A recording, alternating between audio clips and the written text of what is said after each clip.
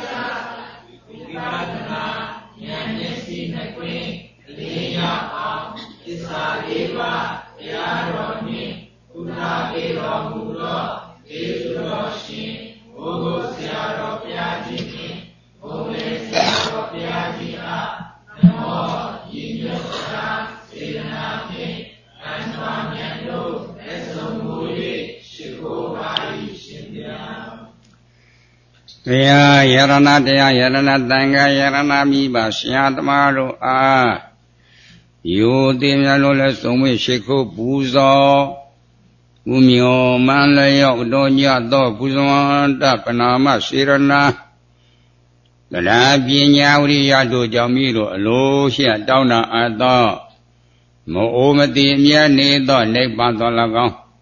Doka Kati Choya Yajet Lake Bandolagong The tongue I feel out a show ya ning a thing I get on deck bandola. Me Miraku Arto said Jet Dog Batana Yandi, Claimians or Menyan to Jesus. Neck band or Nyeh Mouth, you learn Nanya Pissy. She went up.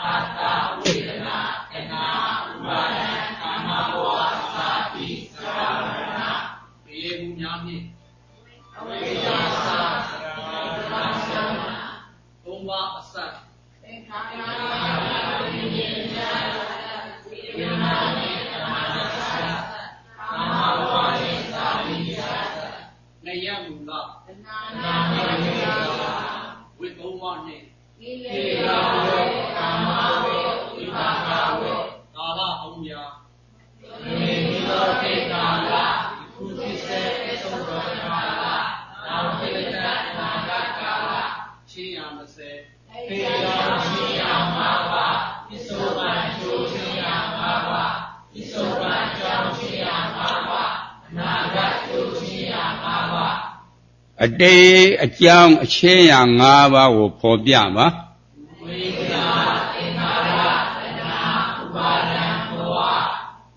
ဝိဇ္ဇာသင်္ခါရတဏှာဥပါဒံဘဝဝတ်အနေနှင့်ဘဝထဲတွင်းပါလေကိရိတာဝနဲ့ကာမဝတ်ကိုပိုင်းခြားပြီးတော့ထောက်ပြပါ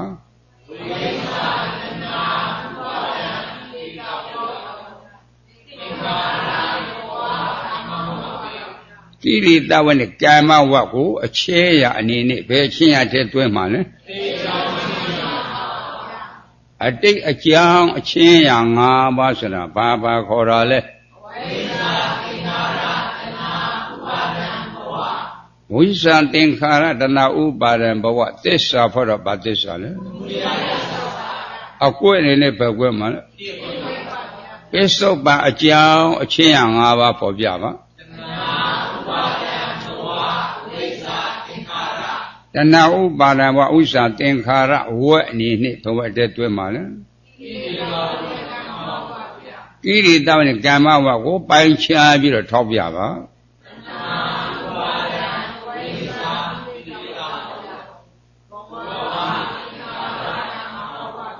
ကိရိတာဝနဲ့ကာမဝတ်ကိုအချင်းရအနေနဲ့ဘယ်ချင်းရတဲ့တွဲမှာလဲပစ္စုပန်အကြောင်းအချင်းရ၅ပါးဆိုတာဘာဘာခေါ်တာလဲတဏှာဥပါဒံဥစ္စာသင်္ခါရသစ္စာဖို့တော့ဘာသစ္စာအကွက်အနေနဲ့ပဲကွက်မှာ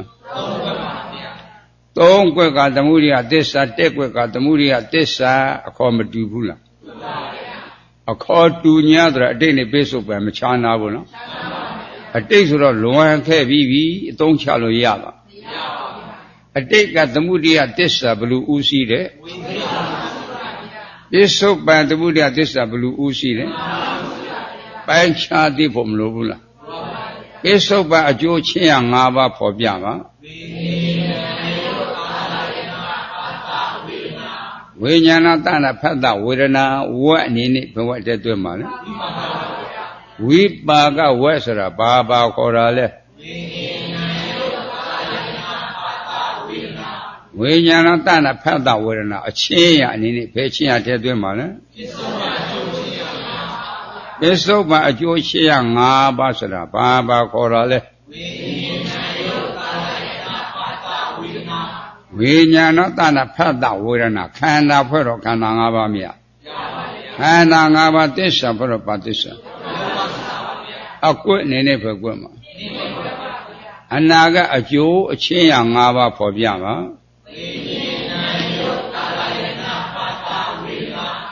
ဝိညာဏတဏဖတ်တဝေဒနာဝတ်အနေနဲ့ဘဝတည်းတွဲမလို့ဝိပါကဝတ်ဆိုတာဘာဘာခေါ်တာလဲဝိညာဏတဏဖတ်တဝေဒနာအချင်းရအနေနဲ့ဘယ်ချင်းရတဲ့တွဲမှာလဲအနာကအကျိုးအချင်းရ၅ပါးဆိုတာဘာဘာခေါ်တာလဲဝိညာဏတဏဖတ်တဝေဒနာခန္ဓာဖွဲ့တော့ခန္ဓာ၅ပါးမြတ်ခန္ဓာ၅ပါးသစ္စာဖွဲ့တော့ဘာသစ္စာအကွက်အနေနဲ့ပဲကွက်မှာကိစ္စသမုပ္ပါအဖြစ်အကွက်ဖယ်နှကွက်ရှိတဲကွက်လင်ဖယ်နှပါငါးလေးလီဤရှိသွဲကို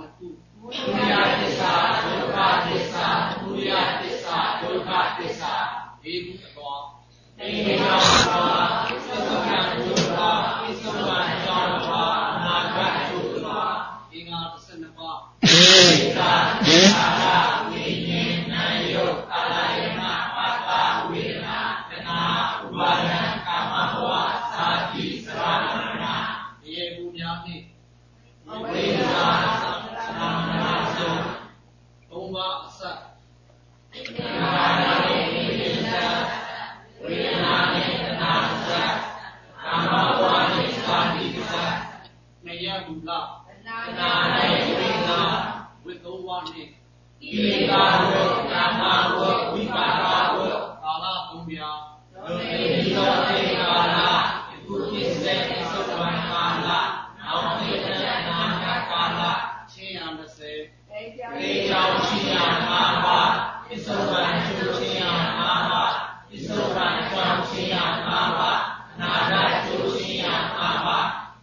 လွန်လီပြီးသောအတိတ်ကာလကိုဖော်ပြပါဝိသသင်္ခါရအဝတ်အနေနဲ့ဘဝတည်းသွင်းပါနော်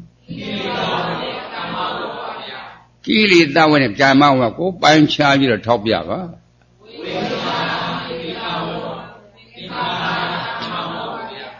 ကိလေသာဝနဲ့ကာမဝတ်ကိုကာလအနေနဲ့ဘယ်ကာလတည်းသွင်းပါနော်လွန်လီပြီးတော့အတိတ်ကာလဆိုတာဘာခေါ်တာလဲဝိသသင်္ခါရအလွှာအနေနဲ့ဘယ်လွှာတည်းသွင်းမလဲတိတ်ကြောင်းတလွှာဆိုတာဘာခေါ်တာလဲဝိသသင်္ခါရသစ္စာဖို့တော့ဘာသစ္စာအကွက်အနေနဲ့ဘယ်ကွက်မှာယခုဖြစ်စဉ်ပိဿုပံကာလပေါ်ပြပါ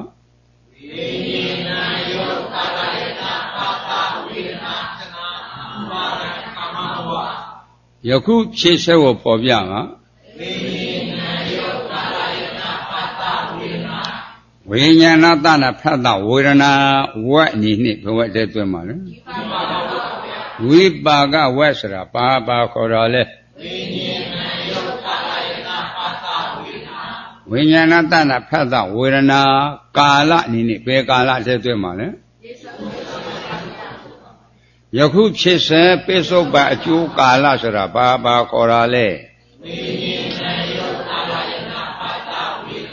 ဝိညာဏတနာဖတ်တာဝေဒနာအလွှာအနေနဲ့ဘယ်လွှာတည်းသွင်းပါလဲပိဿုပံအကျိုးတလွှာဆိုတာဘာခေါ်တာလဲဝိညာဏတနာဖတ်တာဝေဒနာခန္ဓာဖွဲ့တော့ခန္ဓာ၅ပါးမရခန္ဓာ၅ပါးသစ္စာဖွဲ့တော့ဘာသစ္စာအကွက်အနေနဲ့ဘယ်ကွက်မှာလဲပိဿုပံကာလဆက်ပြီးဖော်ပြပါတဏှာဥပါဒံကာမဘဝဝတ်အနေနဲ့ဘဝတည်းသွင်းပါလေကိရိတာဝနဲ့ကာမဝကိုပိုင်းခြားပြီးတော့ထောက်ပြပါ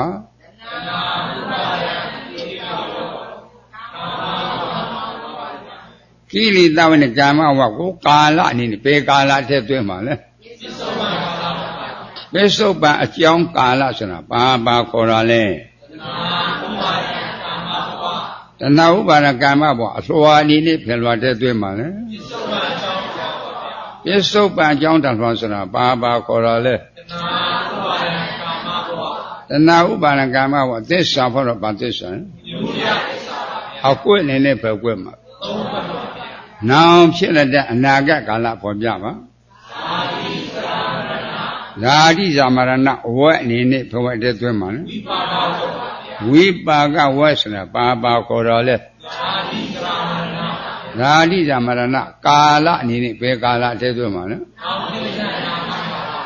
နောင်ဖြစ်တဲ့အနာဂတ်ကာလဆိုတာဘာခေါ်တော်လဲဓာတိဇာမရဏအလွှာအနေနဲ့ဘယ်လွှာတည်းသွင်းမလဲ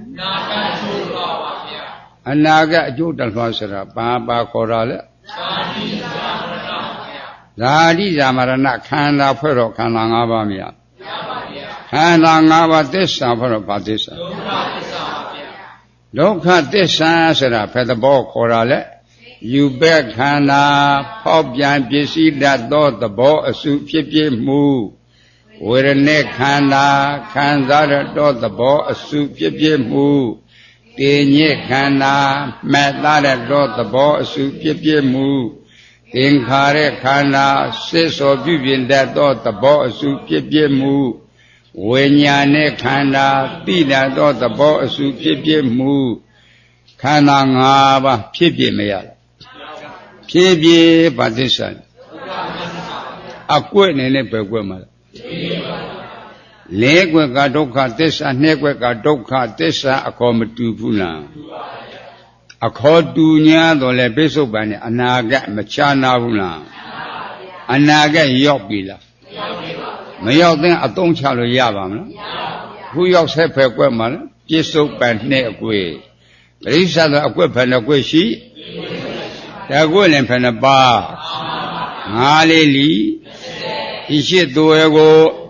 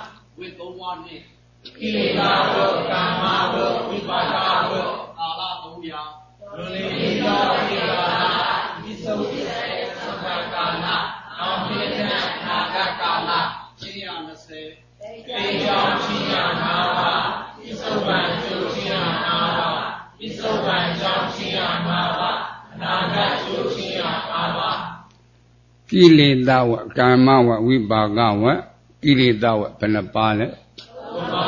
Kamawa, Penapale, Vibagawa, Penapale, Kilitawa, Tomba, Podiava, this son, Neva, or Medina, Hanangava, or Medina, Arana, Senaba, Medina,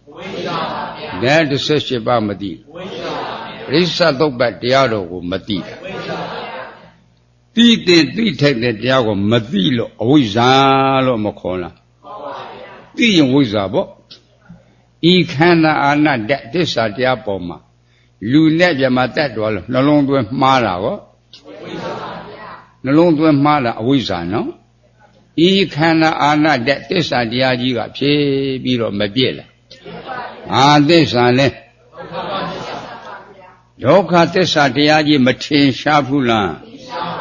Idoka tessa diaboma, Luchanta Nechanda, Jama Chanda, no longer with Malago. No longer with Maro, Luchina Brule.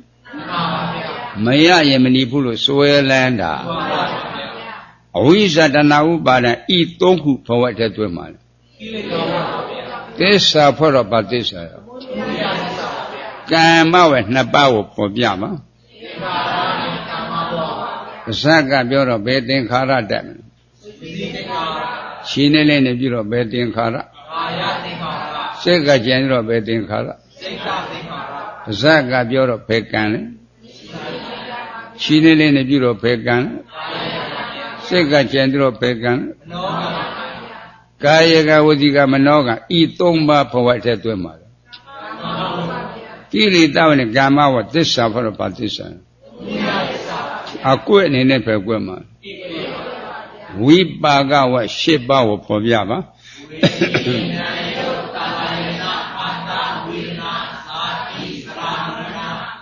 What in it for what that woman? This suffer about this. A quit in a woman. This said a weapon of wishy. There were in a bar. Malili. Ishit Duego.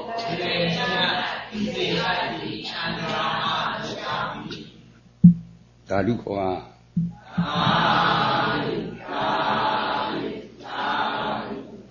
Mulan Nepia the cock.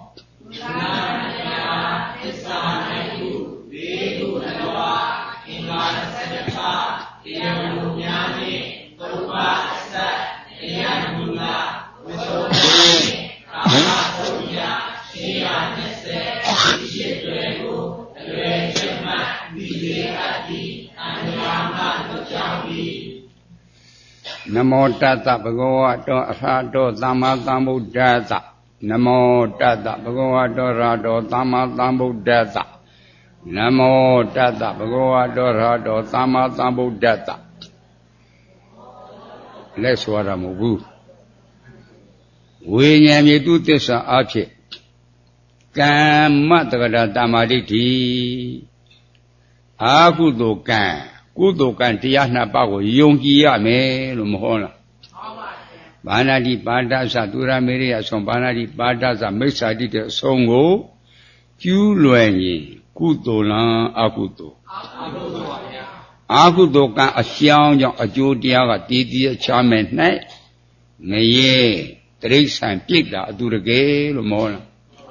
ချမ်းသာတဲ့တရားလားရှင်းတဲ့တရား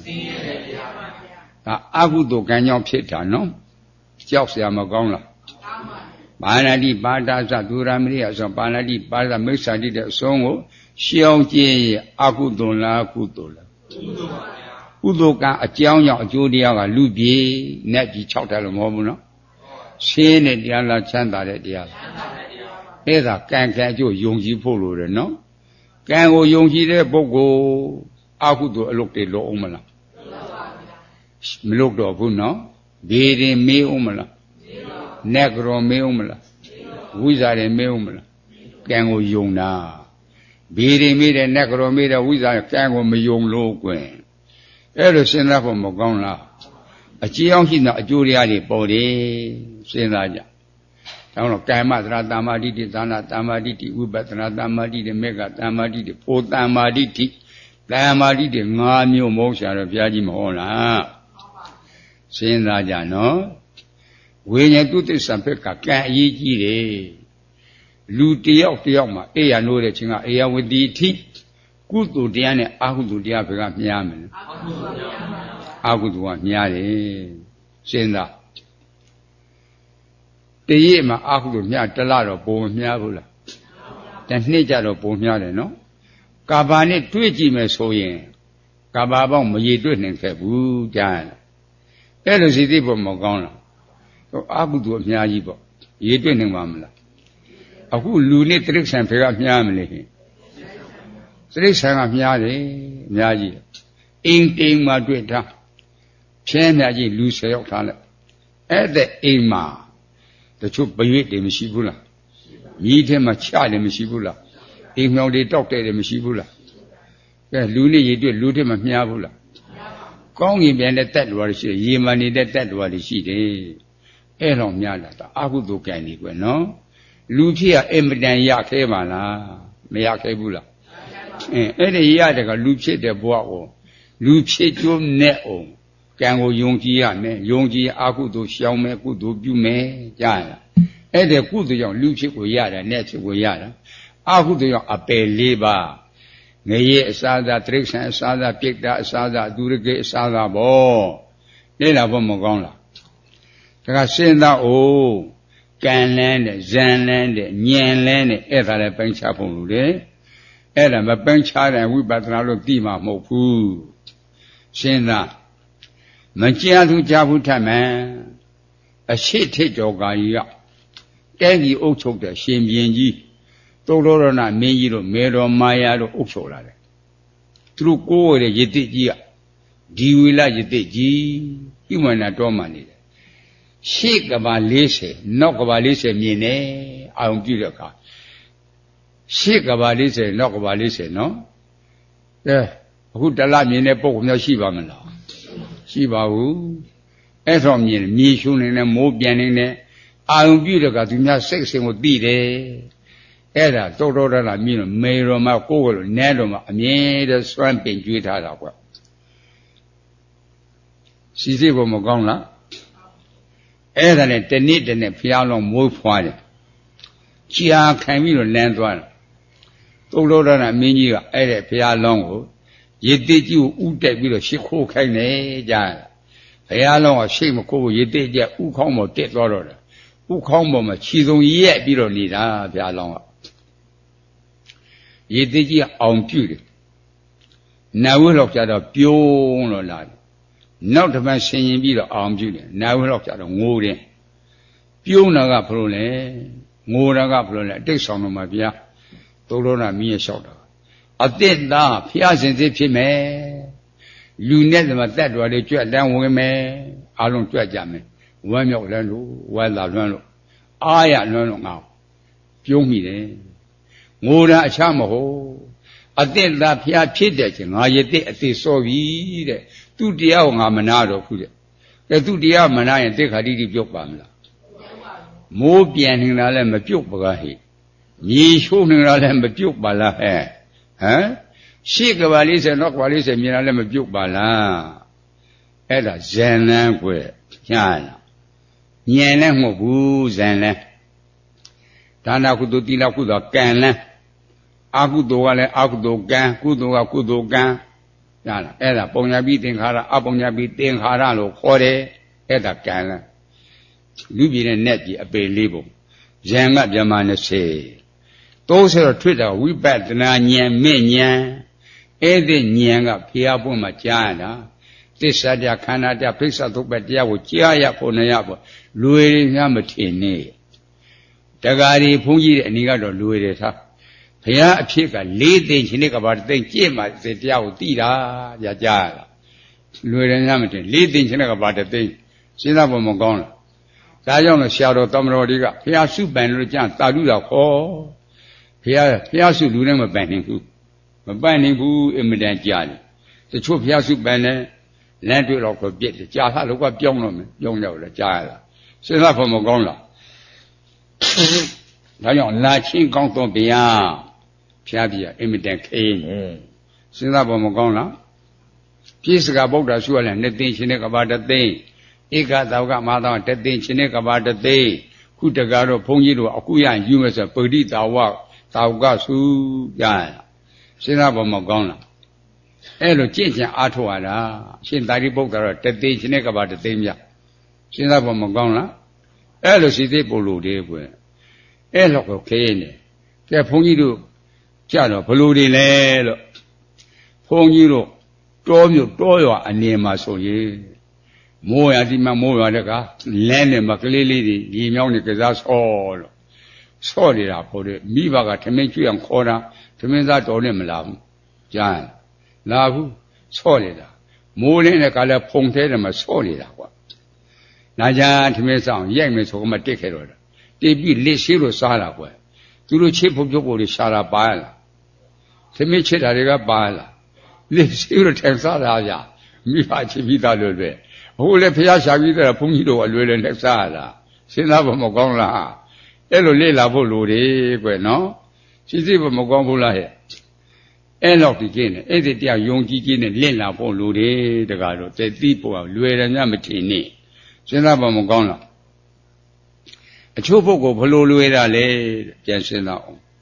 ရှိကတုဒ္ဒအနေဘုန်းကြီးတို့ကြားပြီးတယ်ပြစ္ဆကဗုဒ္ဓအလံအဲ့တော့ယူဟောရတဲ့ယောကနေပြီးစားဖို့တော့ပေါ်လေးတွေကိုယာတိဥရနွေယာတိတပေါင်းတကူဟောပဲဘုတ်ကတစ်မျိုးပဲဆံကတစ်မျိုးကောင်းညင်းကတစ်မျိုးဟောဒီကထိုးပြီးတော့တဖိုးလေးနဲ့ကိုးပြီးတော့ထမ်းလာခဲ့တာတဲ့ကြားလားတဖိုးလေးနဲ့ကိုးထမ်းလာခဲ့တာဒီမှာစားဖို့တော့ဖို့ရှိကြီးခကြီးတွေတဲခက်ကကားလုတ်တဲ့လူတွေမမွေးသေးဘူးတင်းပေါ်လင်းလုတ်တဲ့လူတွေမမွေးသေးဘူးလျှက်စစ်တက်တွေလုတ်တဲ့လူမမွေးသေးဘူးကြားလားအဲ့ဒါမိခွန်းဆွဲပြီးတော့ထွန်းတဲ့ခိတ်တွေမှိုင်လို့မပေါ်သေးဘူးအဲ့တဲ့ခိတ်ကအဲ့ဒါနှားလို့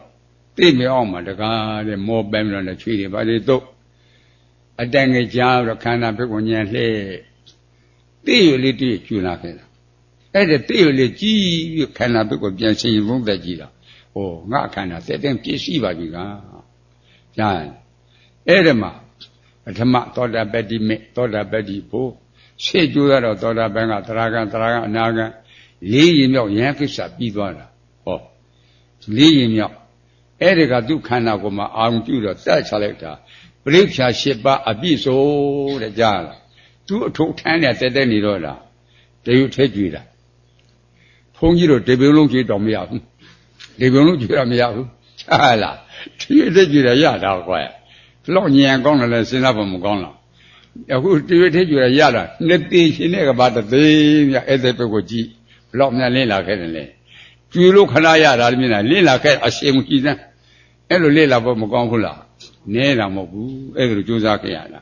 ထိတိမိမဲ့သဘောပေါက်ဖို့လိုတယ်စဉ်းစားအဲ့တော့မြတ်စွာဘုရားရှိတဲ့ကညီတော်အနန္ဒကနေလျှောက်တာနောင်တော်ဘုရားလူနဲ့တမတတ်တော်မရှိတဲ့ကုသိုလ်တရားနဲ့အဟုတုတရားဘယ်ကမြင်ရတယ်လဲဗျာလို့လျှောက်တယ်ညီတော်အနန္ဒလူအရိယာနတ်အရိယာဗြဟ္မာအရိယာချမ်း လူအန္တနဲ့အန္တဓမ္မအန္တမှာရှိတဲ့ကုသိုလ်တရားငါဖျားလေးသုံးတင်းတဲ့မြူမှုန့်ပမာဏ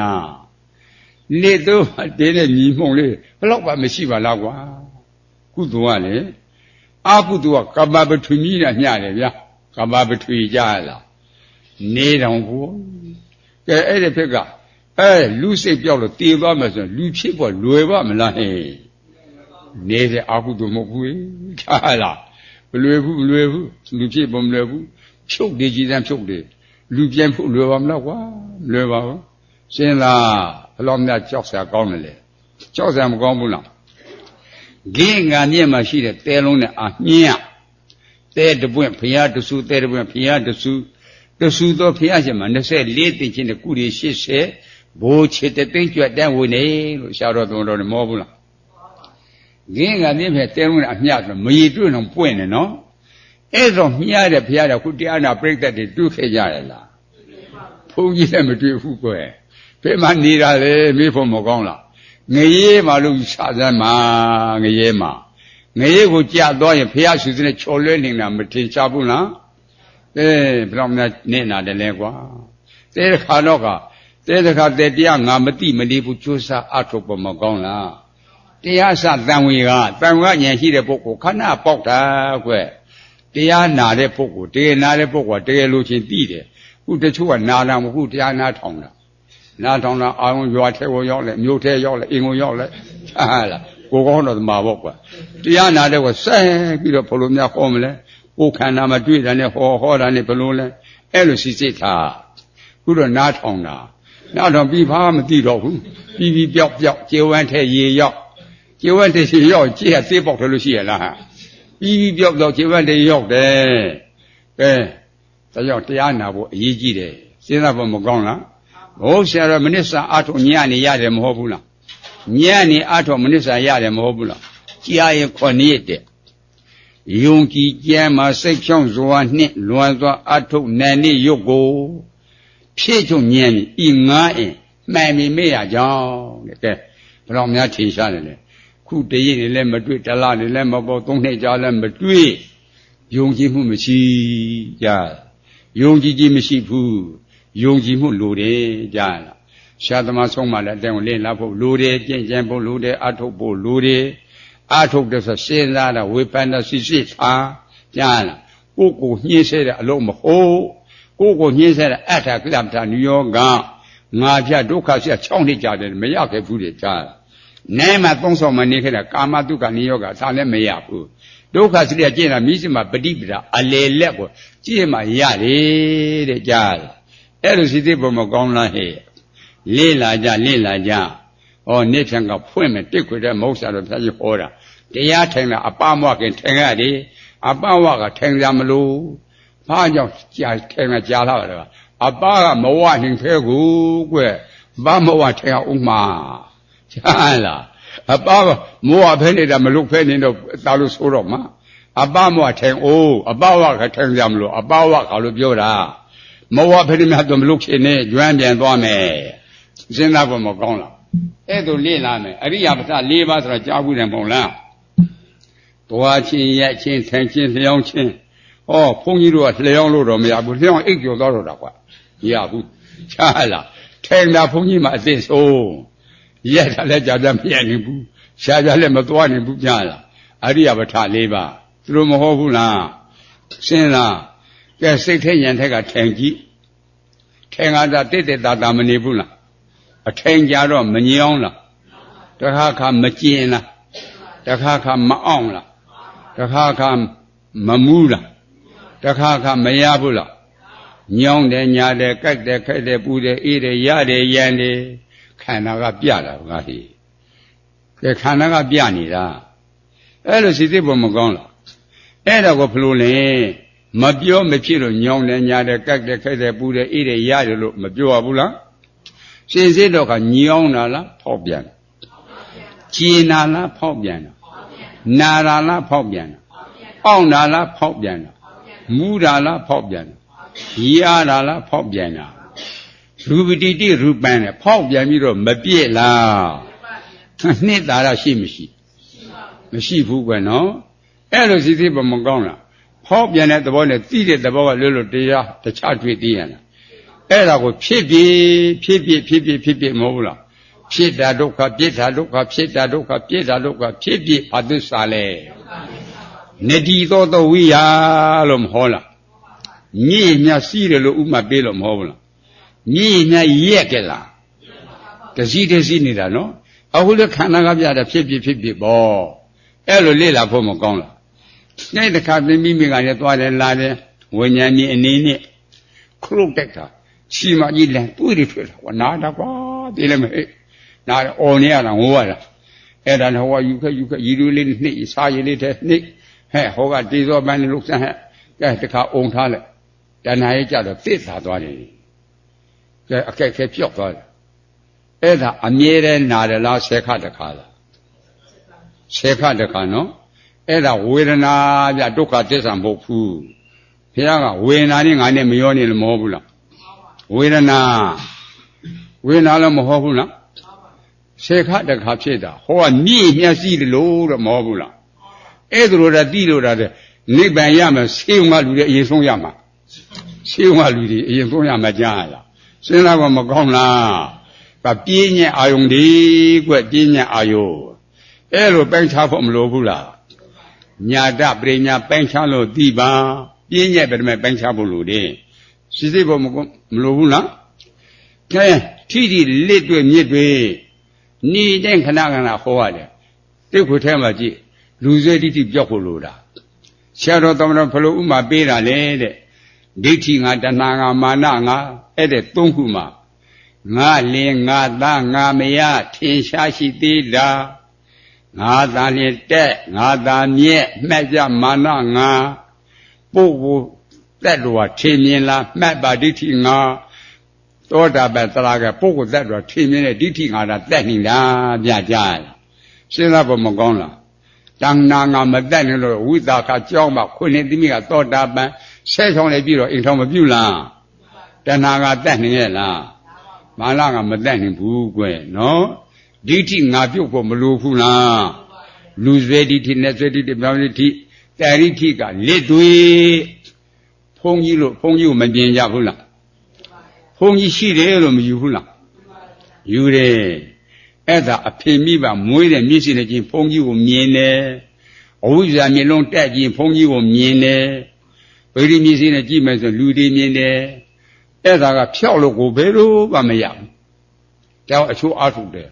ခြီလေးတွေမတွေ့လို့ပြောပါတယ်ငါမှပြောက်ကိုမပြောက်ပါကိုအောင်ကြီးလည်းမပြောက်ဘူးခြီလေးတွေလည်းမြင်နေရတယ်မပြောက်ဘူးတဲ့ကြားလားအဲ့ဒါအဖေမိပါမွေးတဲ့မျက်စိကြည့်တာဘယ်တော့မှမပြောက်ဘူး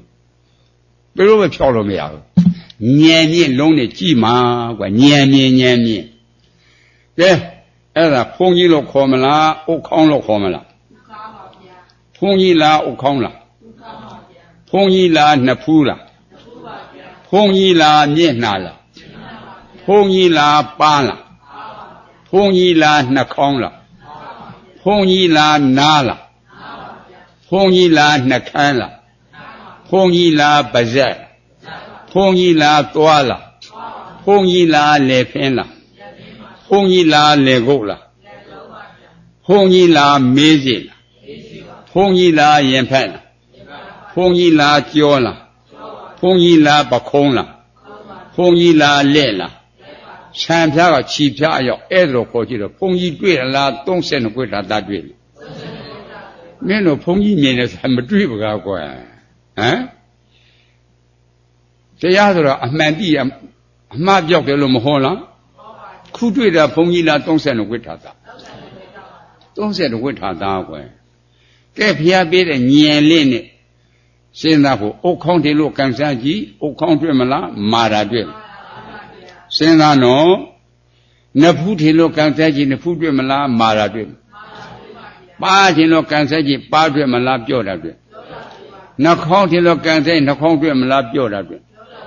နားတယ်လို့ကန်နားတွေ့မလားပြောတာတွေ့သွားတယ်လို့သွားတွေ့မလားမာတာတွေ့အဲ့လိုဆံပြားကခြီပြားအရောက်ကန်စားကြည့်မာတာနဲ့ပြောတာတွေ့တယ်32ခုထာတတွေ့သေးရဲ့တွေ့တာက32ခုထာတလားမာတာပြောတယ်စဉ်းစား မာရပြောတယ်တိတာသူငါလားကာယဝင်ကာယဝင်ခြင်းကနံတရားမရလားမာရပြောတာကယုတ်တရားမရလားနံယုတ်နှစ်ပါးဗျအဲ့ဒီနံယုတ်တရားနှစ်ပါးဌာနုပ္ပဇဖြင့်တင်စားပြီးတော့ဘုန်းကြီးလို့မခေါ်ဘူးလားဘုန်းကြီးလို့မသမုတ်ဘူးလားတရားနာပြိတ္တတည်းမပြောရပြီဘူးလားအမျိုးသမီးအမျိုးသားလို့မပြောရဘူးလားခြေသမီးခြေသားလို့မပြောရဘူးလားရှင်းရှင်းကတော့နံနေရုပ်ပေါ့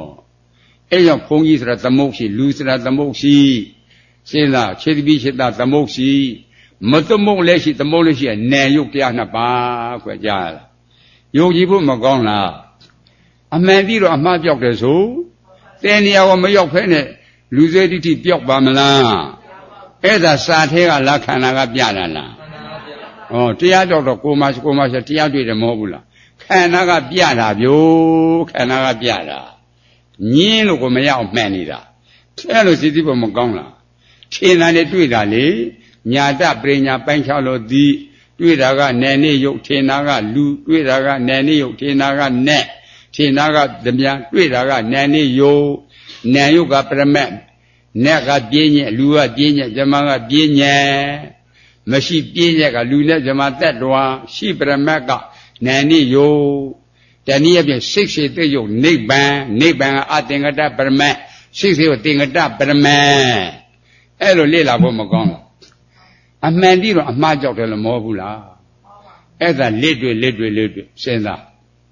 တရားဟာတကယ်ဟောမယ်ဆို9မိနစ်လောက်ဟောဆိုရင်တရားပြည့်စုံသွားတာကွယ်အများကြီးဟောကြမလို့ဘူးထက်ကမှဲ့မြုံလို့ပြောရတာအဲ့ဒါအမတန်ကြီးစုရဲ့ဧကမှာပိုင်းတံမိုးဆံလို့ဘုရားကြီးဟောတာကြားဘူးတယ်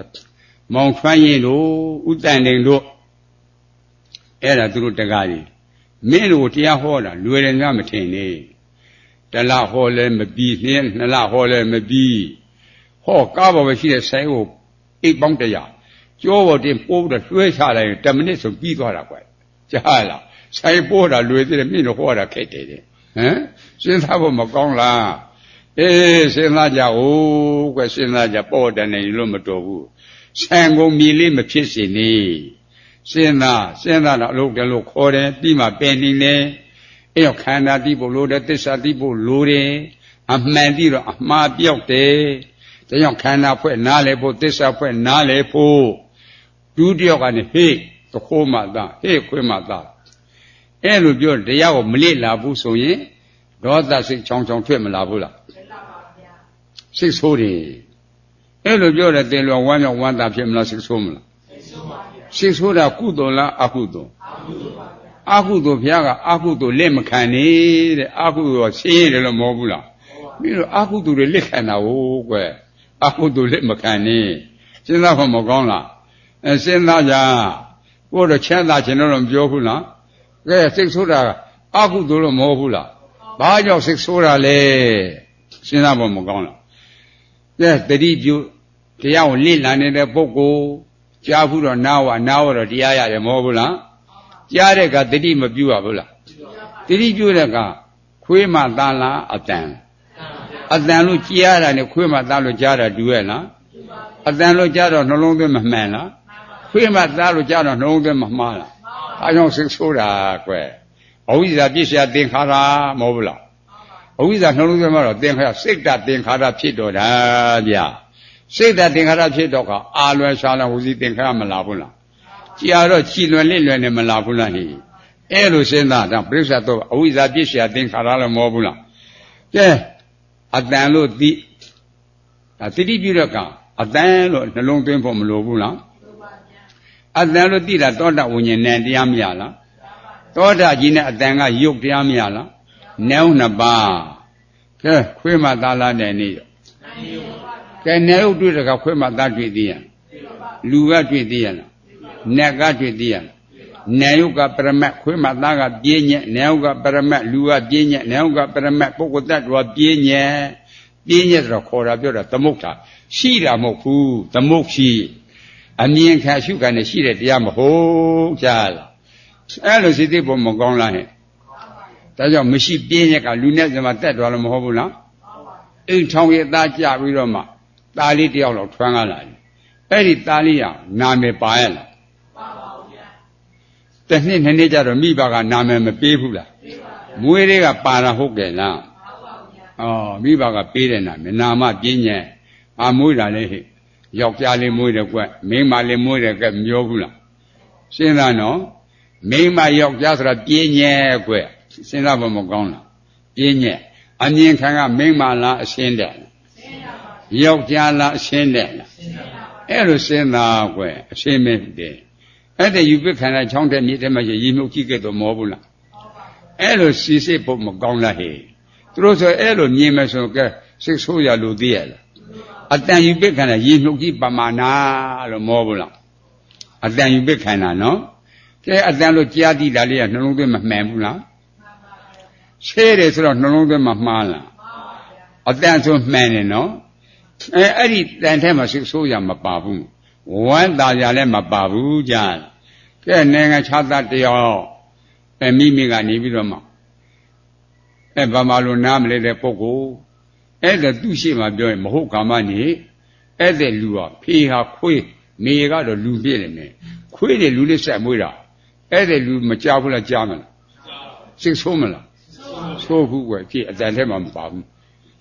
စဉ်းစားဖို့မကောင်းလားမပါဘူးနောက်တော့လူရလဲပြီးတော့မှလည်းနေစကားလေးစုံလို့တက်တခါကြတော့သူတို့ပေါ့ဆိုအဲ့ဒီခါမှစိတ်ဆိုးတော့တာငါ့ကိုသူတို့ပြောရမလားကြားလား तू မူလကြားတော့စိတ်မဆိုးဘူးပဲနော်အဲ့ဒါတေညာဝိပန္လာတာ तू ကိုယ်တိုင်ကြားတာဟုတ်ကလားတစ်စိပြောတာအမှတ်မှားတာအတန်ကယုတ်တရားမရလား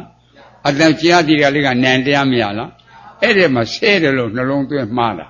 မှားတော့ဝိပန္လာတာနေနဲ့ဆဲတယ်လို့အမှတ်မမှားလားတေညာဝိပန္လာတာအမှတ်မှားတော့ဆဲတယ်လို့အတိမမှားလားစိတ်တဝိပန္လာအတိမှားတော့ဆဲတယ်လို့အညီစမမှားလားဒိဋ္ဌိဝိပန္လာတာအဲ့တော့တေကာယဒိဋ္ဌိဖြစ်တာဗျကဲအမှန်တိတော့အမှားမကြောက်လားကဲကြားတဲ့ခါမှာကြားတယ်အတန်လို့ကြားသည်စိလေးကသောတာဝိညာဉ်နဲ့တရားအတန်ကယုတ်ကြနန်းနှစ်ပါးအဲ့ဒီနန်းလေးယုတ်လို့တွေ့တဲ့အခါလူတွေ့သေးရဲ့လားနတ်ကတွေ့ရလားမြမကတွေ့ရလားလူနဲ့ဓမ္မမတွေ့ဆဲတာကတွေ့ရလားတွေ့တာကနန်းလေးယုံနော်တောက်ဆရာတော်ဘုရားကြီးအနာကတရားကိုနော်ညင်ကခန္ဓာလှည့်လို့မောဘူးလားတဲ့ခန္ဓာလှည့်တဲ့အချိန်လေးမှာຢာကဒေါသမောဟဖြစ်သေးရဲ့လားအဲ့ဒါညင်အလို့လို့တဲ့အချိန်ကွကြားလားအလို့လို့တဲ့ချိန်မှာလွဲ့မနေဘူးလားဟဲ့စဉ်းစားတဲ့နေဥတဲ့နှစ်ပါးယုတ်တရားကြီးကဖောက်ပြဲပြီးတော့မပြည့်လားနေတရားကတီးပြီးတော့မပြည့်လားနေဆာလားအနိစ္စအနိစ္စအနိစ္စဆိုတဲ့နေဥတွေ့တာလားမရှိတာတွေ့လားမရှိတာအနိစ္စသိတာမြစ်ကတော့မောဘူးလားအဲ့လိုစိတ်သိပို့လို့တယ်ထိတိမဲ့သဘောပေါက်ဖို့လွယ်တယ်နော်အနိစ္စလေခဏဒုက္ခသစ္စာဒုက္ခလေခဏဒုက္ခသစ္စာအနတ္တလေခဏဒုက္ခသစ္စာရှင်းရတာကလို့လို့ဘာမှမရှိဘူးရှိရလားရှိပါဘူးအဲ့မြည်မြတ်ရှိတော့တော်တော်ဖြစ်နေတာနော်ရှင်းလို့အမှန်သိတာကချမ်းသာလို့လာသိရလားရှင်းတာကပြောင်းရလားဒါရေမြတ်မြည်မြတ်ရှိတယ်လို့မောဘူးလားအခုရှေခတခါကလုတ်တယ်လို့နာတာကရှေခတခါကကွယ်အဲ့ဒါဝေဒနာဒုက္ခသစ္စာမဟုတ်ဒုက္ခဝေဒနာကိုမာပေါ်သည်မောဘူးလားဒုက္ခဝေဒနာကိုမာပေါ်သည်မောဘူးလားအလိုမကြတော့ကဒေါမနတအလိုကြတော့သောမနတစိတ်မှာပေါ်သည်မောဘူးလားကဲခန္ဓာမှာပြတာမဟုတ်ဘူးကွယ်နော်သူစိတ်ကထင်တာထင်တယ်ဆိုမြင်တာဟုတ်ကဲ့လားထင်တာမှားတဲ့တယ်ကွယ်ကြားလားအဲ့လိုလေ့လာဖို့မကောင်းလားထင်တာနဲ့မြင်တာနဲ့ပိုင်းခြားနော်ကဲဒုက္ခသစ္စာပိုင်းခြားတော့တိတော့တမ္မာဒိဋ္ဌိလို့ဟောမဟုတ်တမ္မာဒိဋ္ဌိဆိုတော့နှလုံးသွင်းမှားတယ်မိစ္ဆာဒိဋ္ဌိမချုပ်ဘူးလားအဝိဇ္ဇာမချုပ်ဘူးလားအဝိဇ္ဇာချုပ်ရင်တဏှာလာသိရဥပါဒံလာသိရ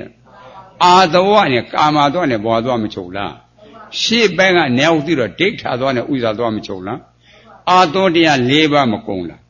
ကိုယ်ရင်သမှုရသစ္စာမသိလားနောက်ခန္ဓာဇက်မသိလားနိရောဓသစ္စာလို့မဟုတ်ဘူးလားအဲ့လိုစိတ်သိဖို့လို့ကွနော်အဲ့ဒါလုံရဲ့ချိတ်လေဤနေရာရောက်ဖို့လို့တဲ့သစ္စာ၄ပါးသိဖို့လို့တဲ့ကာမသောဘောသောတိဋ္ဌဥစ္စာသောအာသောတရား၄ပါးကုန်မှသောတာပန်တရာကအနာဂံယဟန္တာဗျာဤနေရာရောက်ကြိုးစားအားထုတ်ရမယ်တဲ့နေအားထုတ်တဲ့ပုဂ္ဂိုလ်ဒီတရားနာတဲ့ပုဂ္ဂိုလ်ဒီသက်ပြီးတတ်တာအာယထိတိကလို့မောဗလား အာရမပြီးဝဲဖဲနဲ့တရားအထုတ်လို့ဖြစ်ကြလားဖြစ်ပါဗျာနေရထိုင်ကြမရှိရင်ကဖြစ်ပါမလား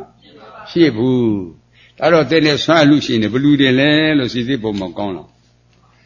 အာယုံဆွမ်းအလူရှင်တဲ့ဆွမ်းလာရကဝိညာဉ်သူသစ္စာအဖြစ်ဥစ္ဆန်လင်းဒေါ်ဆန်းဆန်းမြေကိုတိန်လင်းမခင်မျိုးမြင့်ဥဒီဟန်တဲ့တော်မြေတန်းလွင်အောင်ဆွမ်းအလူရှင်နေဆွမ်းလူရှင်ဥသိမ့်ထူအောင်တဲ့ဒိုစီတန်းတဲ့မြတ်မြတ်မွမ်းတဲ့တူတူမွမ်းမိသားစုရဲ့ဆွမ်းလူတဲ့ဝိညာဉ်မြင်သူသစ္စာဖြစ်ကနော်တခါအလှခံပုဂ္ဂိုလ်ရတဲ့ယဟန်တရားထုတ်တဲ့ယောဂီလို့မပြောရဘူးလားပြောပါဗျာအလှခံပုဂ္ဂိုလ်လေ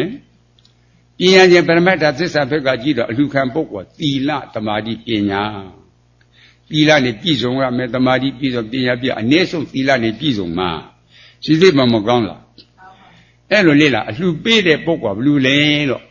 ကျွေးချင်တာမွေးချင်တာလှူချင်တန်းချင်တာသူတွေငါတယ်လားစေရနာစေရနာကနံတရားမရသူနဲ့သာသာဖြစ်တဲ့စိတ်တဇဝါယောကယုတ်တရားမရ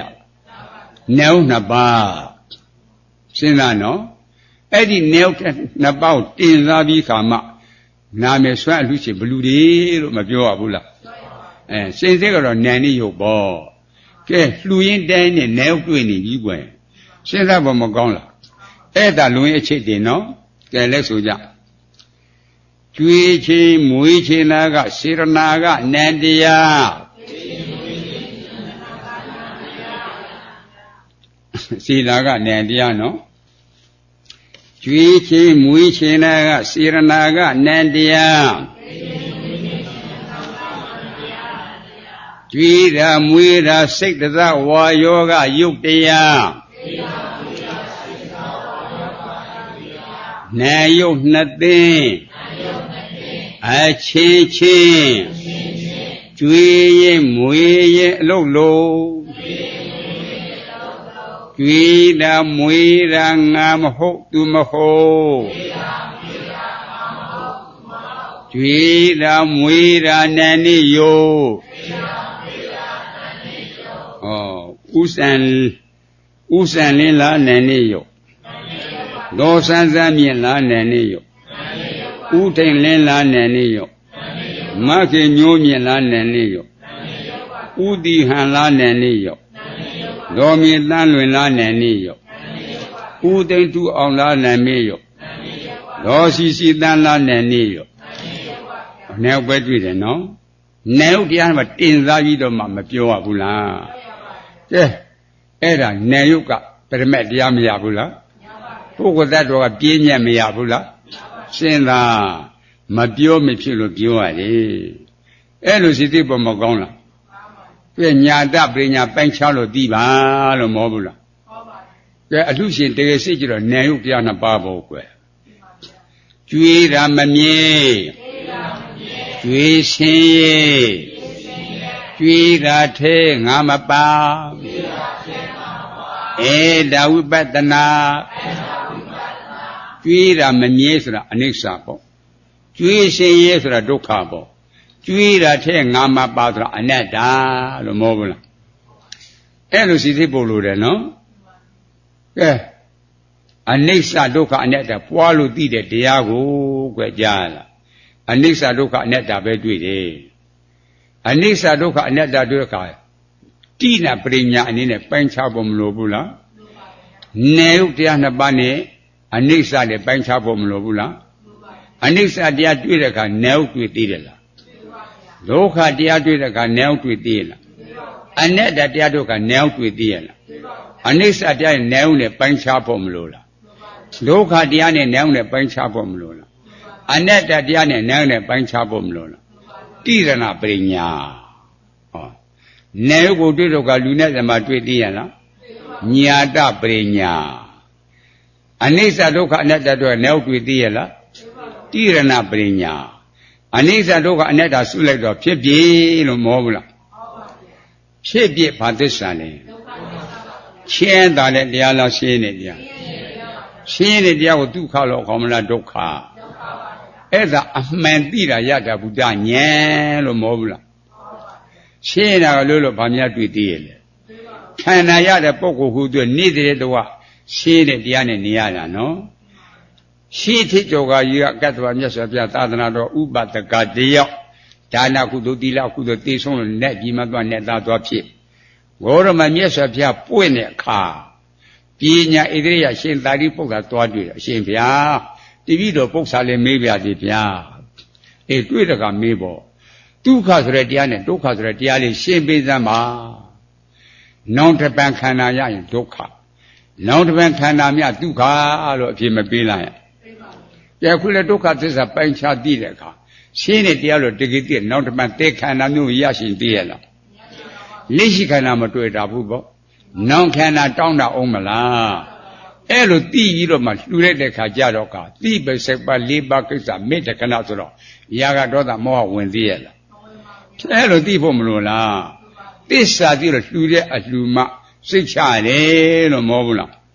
现在的啊，路的地下地方路的喏，对他的怎么的的撇的啦？哎，那不路的现在嘛嘞，这种，给这个啊，俺们家苦点的，希望是啊，工上，到俺厂了边，红衣我俺们家金牛的，红衣我出来干。风衣啊，该看了风衣的特别要了，这风衣本挂的，这个嘛好个啦，这个也好个啦，没该看到这个路好不好喏？哎，了风衣了，这个是他们今年的偏没多不了，对，俺那么是的，过了这把风衣啊，出来看，哎，这样这个路今年把么了，没今年不，是呐，今年不，对。三个大地方都弄干呀的，而且人家都没进来都苦，熬问你了那个呀，现在没讲了，你听熬问呐，这爱都出来都多么拉苦了，苦都多了啦，谁个的提议掉家伙的，奶奶哎呀说他了，难受的，给人嘛一个路骑着龙啊选你呢，这路啊你路出来都好吧哇。康没从破起了，这天气面呢？这天气来啊，感觉到我没说变它。这天气收了没媳妇啊，表没变，好啊的没说，这的没说啊，表没变。俺不能路我们呢，都少他呢，不要这人多，没说别这人多来讲究我，没说变它，家了。没有这天气多起来，还是讲究我，表来的，故作得多远米，故作得多远米的，完蛋了姐，现在我们讲了。风呢就刮，这忙不老公了，那没有台拿着了，没有了，风一直抽嘛，你弄这个，看了，我这天家完了，古多这样人民的讲，爱都的谁他讲不没路不啦，我说这现出来都没进那边，看了，这路那边跌个了没跌过，俺们掉路喂，爱都是这不没讲了，俺把人家说的多两多块，爱的也亏了，爱的爱心要亏把爱们的。印尼没也不加了，现在没讲了。哎，在地铁亏了办，印尼个没也了的，哎，路来了不没讲了。地嘛变成了喏，这地本身话礼拜个啥没得看到毛不了，这土地啊是出去撇没对了，这啥？土地啊叫了，别人啊烟了，看那个乱现在识的，就现在识的没包了，你变大年。表示你听的卡丁的读完了，公了目标多的喏，就没出钱了不？那边大年，大家是觉得就撇白没对了，这啥嘞？其实刚从这个路下去的都看出来，撇的头上面对了，撇的都看没对了，洗了没洗了？没洗都看低了没白钱了。办下来的钱，单嘛往上，单嘛干嘛的，单嘛就地了，每根东嘛没了。去年俺娃呢帮着18没比了，18比的钱，看那俺娃最低了，撇个最低了，老公他啥了没了，多大白地没，多大白地不，把地白了嘞，地地为这个啥子了，安路地啊给你打嘛白了，地地为安路地啊给你打白，不是有谈那没哪个拉地了。没哪个为这个嘛，该干为这个拉地了，没那也别多的概念没功了，别看了这没定了，把那不人家了毛不了，伢的不人家地那不人家把那不人家， ဤဉာဏ်သုံးဉာဏ်ရတဲ့ပုဂ္ဂိုလ်အနာမတက်ကတန္တရာကစပါဏာတိပါဒကနဲ့အသက်မွေးခဲ့တာအာရိဏကနဲ့အသက်မွေးခဲ့တာကောင်းတုဆဆာရကနဲ့အသက်မွေးခဲ့တာမှုတဝါရကနဲ့အသက်မွေးခဲ့တာသူရမေရကအသက်မွေးတာအကုသိုလ်ကံဟောကြောင်းအနန္တအကျိုးပေးခွင့်ရသေးရဲ့လားအကုန်လုံးဟောတိကံဖြစ်မှသွားလားဤနေရာရောက်ကြိုးစားအထုတ်ကြကဲကြာစေခန္ဓာကဖြစ်ပြီဗတ္တစ္ဆာတိတာကတိတာကနောက်ခန္ဓာမလားလားသိစ္စာတော့ကွက်ဖယ်နှကွက်ရှိတကွက်လည်းဖယ်နှပါငါလေးလီဤရှိသွေကို